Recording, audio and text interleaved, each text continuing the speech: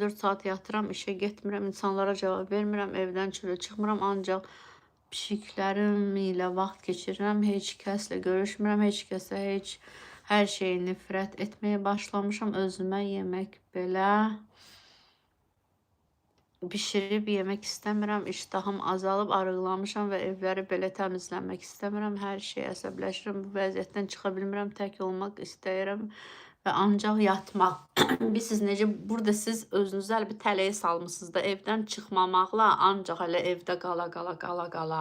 insanlarla da ünsiyyəti kəsə-kəsə, bilirsiniz necə, insan elə bir varlıqdır ki, biz sosial varlığıq, bizə başqaları ilə ünsiyyət, bizə başqaları ilə belə informasiya paylaşmaq, danışmaq, dərdləşmək, görüşmək,